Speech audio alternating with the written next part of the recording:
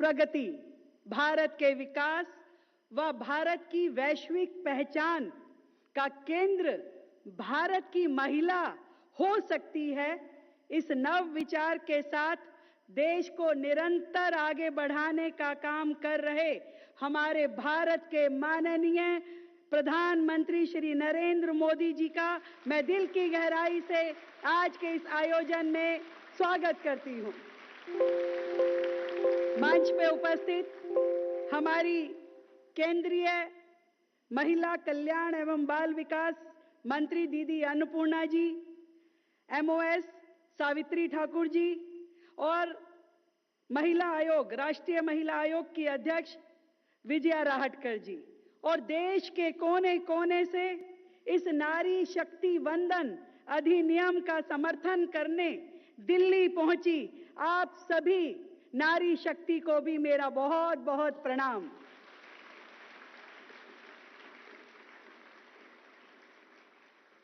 बहनों, भारत की महिलाओं ने अपने ही देश में सम्मान व समान अधिकार पाने के लिए संघर्ष की एक लंबी यात्रा देखी है।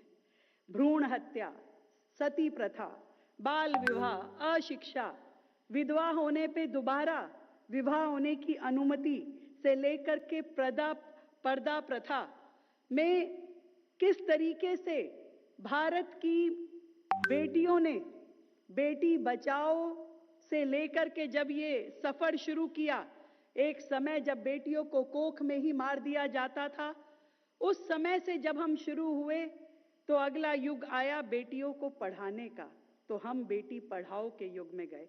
और मुझे बहुत ही प्रसन्नता है कि आज प्रधानमंत्री जी आपके सशक्त निर्णय और नीतियों के द्वारा जिस युग में हम प्रवेश कर रहे हैं वो बेटी बचाओ बेटी पढ़ाओ और अब बेटी बढ़ाओ के युग में हम प्रवेश कर चुके हैं।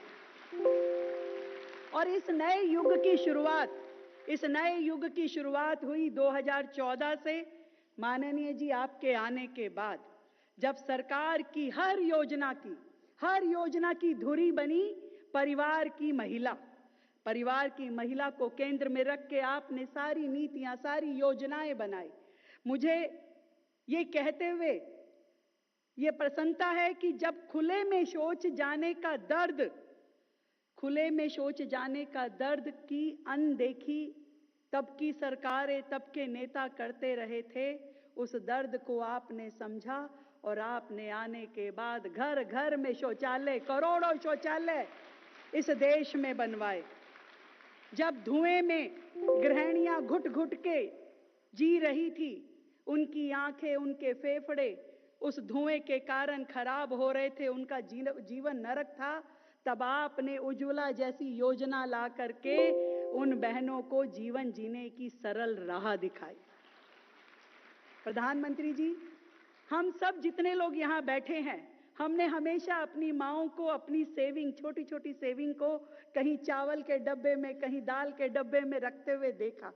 पर आपके आने के बाद करोड़ों जनधन खातों के माध्यम से महिलाएं देश की मुख्य धारा इकोनॉमी में जुड़ी, उनके खाते खुले, उनके खातों में पैसे डाले गए। स्वास्थ्य की राह में, शिक्षा के क्षेत्र में, पोषण, रोजगार से जुड़े सैकड़ों निर्णय लेकर के आपने महिलाओं को स्वस्थ और सम्मानपूर्ण जीवन की व्यवस्था आपके द्वारा की गई। आपने ही देश की बेटियों को सेना में आने का मौका दिया। अब बेटियां फाइटर जेट भी चलाती हैं। और केवल पोस्ट नहीं दी, आपने देश की बेटी पे विश्वास करते हुए ऑपरेशन सिंदूर जैसे महत्वपूर्ण मिशन को लीड करने का मौका दिया, जिम्मेदारी दी। और केवल कॉस्मेटिक प्लेसमेंट नहीं, बल्कि फॉरेन मिनिस्ट्री जैसा विभाग आपने आदरणीय स्वर्गीय सुषमा स्वराज जी को दिया। आपने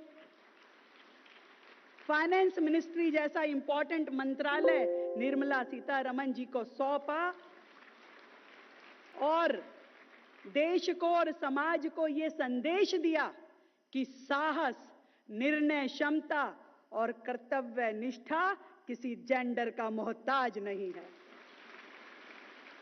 अवसर मिलने पे देश की महिला भी मुश्किल से मुश्किल काम को शानदार रूप में करने की ताकत रखती है, करने की क्षमता रखती है। आपने यह विश्वास हमें दिया और मैं तो स्वयं साक्षात उदाहरण हूं। जब आपने देश की राजधानी की मुख्यमंत्री के रूप में मुझ जैसी साधारण परिवार की बेटी को मौका दिया, मुझे चुना और इस दिल्ली राज्य की जिम्मेदारी दी। और अब यह वुमेन रिजर्वेशन, ये बिल जिससे विधानसभा में, पार्लियामेंट में 33% महिलाओं को आरक्षण देने का आपका ये निर्णय आपका विजन दिखाता है, जो केवल देश में डेवलपमेंट नहीं, वुमेन लेड डेवलपमेंट, जिसके माध्यम से देश के निर्णयों में, देश की नीतियों में अब देश की महिलाएं अपनी सहभागिता कर सकती हैं। यह नारी शक्ति वंदन अधिनियम देश की आधी आबादी 70 करोड़ बहनों को बेटियों के सशक्तिकरण की अगली पूरी शताब्दी के लिए ऑटो मोड पे ले जाने की व्यवस्था है, जिसके बाद शायद कुछ और करने की जरूरत नहीं पड़ेगी। स्वयं से चीजें अपने आप संवरती चली जाएंगी। ये तैयारी आपने आने वाली पूरी शताब्दी के लिए कर दी है माननीय प्रधानमंत्री जी। अब देश की नारी शक्ति की ओर से प्रधानमंत्री जी के द्वारा लाए गए इस नारी शक्ति अधिनियम पर समर्थन की अभिव्यक्ति के लिए मैं यहां उपस्थित जो देश के कोने कोने से यहां नारी शक्ति बैठी अपनी अपनी फील्ड की जो लीडर है, यहां पे आज सर ना केवल प्रोफेशनल्स जिसमें डॉक्टर्स, हमारी वकील, हमारी सीए, अलग अलग विधाओं की ज्ञाता यहां बैठी हैं, अपने अपने क्षेत्र की वो महारथी बहनें भी बैठी हैं जो ना केवल कला के क्षेत्र में, मीडिया के क्षेत्र में, शिक्षा के जगत में, खेल के जगत में इस पूरे देश को नेतृत्व प्रदान कर रही है।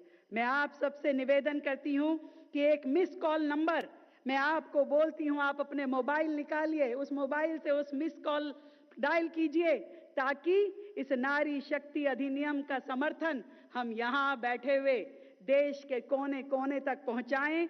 मैं नंबर बोलती हूं 966-717-3333 966-717-3333। ये मिस कॉल पूरे देश की महिलाओं को, बहनों को जोड़ करके आदरणीय प्रधानमंत्री जी को ये बताना चाहती है कि आपके द्वारा संसद में लाए गए इस बिल के ऊपर पूरे देश की महिलाएं आपके साथ हैं, आपका धन्यवाद करती हैं, आपको साधुवाद देती हैं। और मैं भी